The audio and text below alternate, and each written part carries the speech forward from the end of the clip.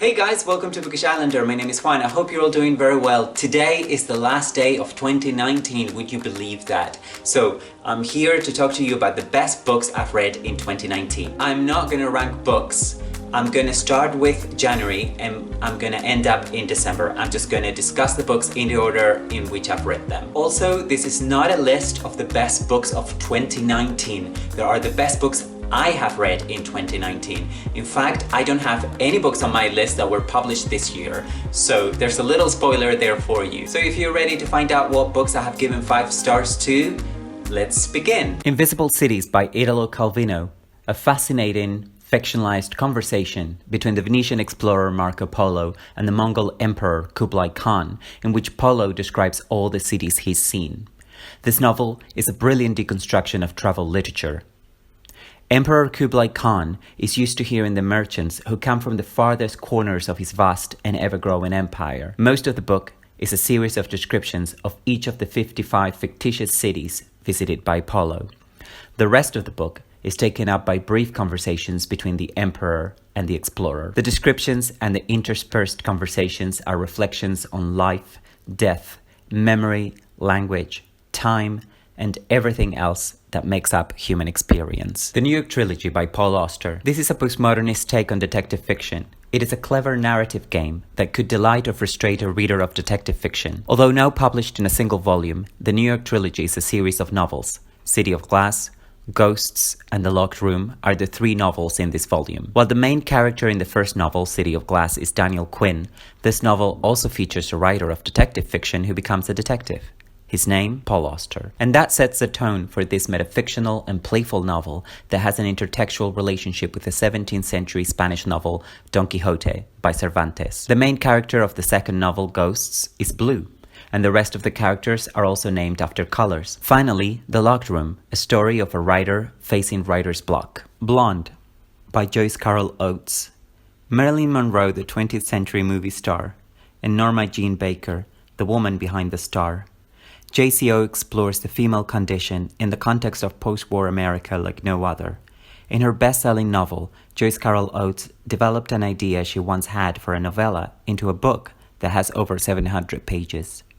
And although we follow the life of Norma Jean Baker from childhood, make no mistake, this is a work of fiction and not a biography. The Year of the Death of Ricardo Reis by José Saramago.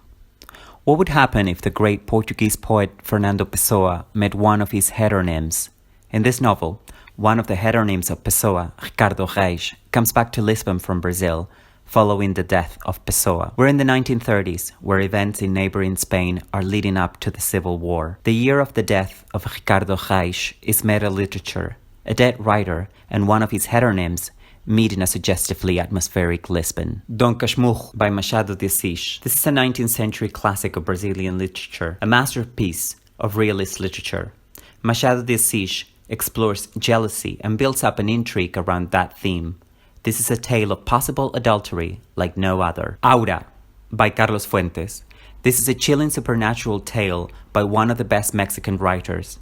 Aura is a short novel whose dreamlike atmosphere and exploration of double identity make it irresistibly creepy. Fuentes uses the second person to involve the reader in his haunting tale. The Family of Pascual Duarte by Camilo José Cela. This is a brutal account of life in rural Spain in the 20th century by a Nobel Prize winner. Cela's novel is both realist and existentialist. It is a no-barrels-hold account of the extreme violence, both physical and symbolical, experienced by people who live in the margins of society. 100 Years of Solitude by Gabriel Garcia Marquez, a booktube darling, a family saga that covers a whole century, known for its magical realist style. This novel tells the story of many generations of the Buendia family in the fictitious town of Macondo in the real country of Colombia. Lolita by Vladimir Nabokov. An exercise in playing with the reader's empathy, one of the best books of the 20th century. Written in 1955, Lolita is told by an unreliable narrator, a European literature professor who uses the name of Humbert Humbert. He's obsessed with 12-year-old Dolores Hayes, becomes her stepfather, and rapes her repeatedly. The narrative takes the form of a long confession by Humbert. Disgrace by J.M. Coetzee. A great companion to Lolita, post-apartheid South Africa continues to be a country with undercurrents of violence in many forms. The novel's protagonist is an English professor named David Lurie.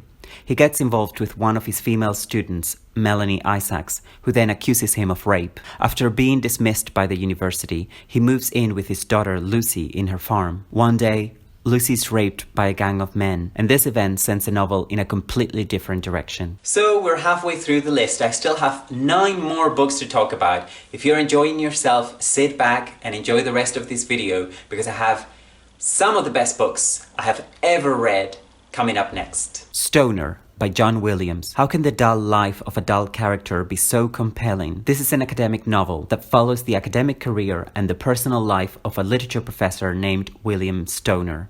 Both his life and his career are unremarkable, but many readers love this book because of Stoner's love for literature. The Death of Ivan Ilyich by Leo Tolstoy. Written in the late 19th century by one of the masters of Russian and universal literature, this novel is nothing short of a masterpiece. It tells the story of a high court judge, his long and painful sufferings, and his death. The Kreutzer Sonata by Leo Tolstoy.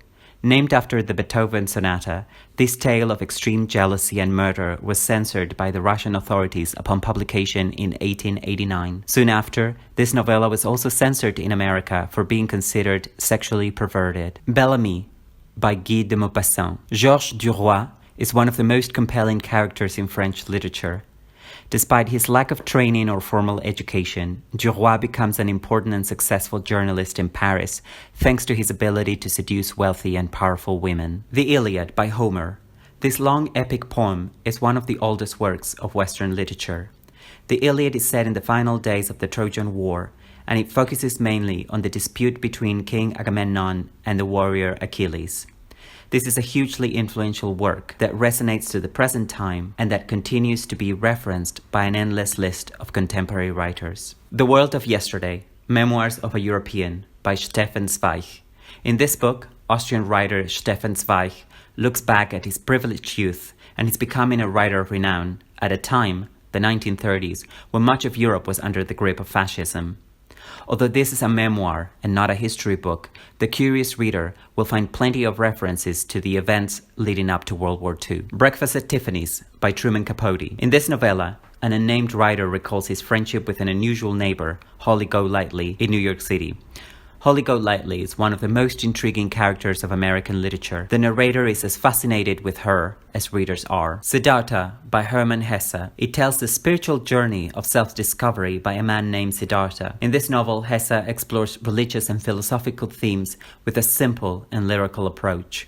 So those were the very best books I read in 2019. Let me know what were the best books you read this year. Also, if you've read any of the books I discuss in this video, I'll be happy to talk to you about them in the comment section down below. Thank you for joining me this year. This has been my first year on BookTube. I'm very grateful for everyone who's subscribed, for everyone who's liked my videos, everyone who's ever left a comment.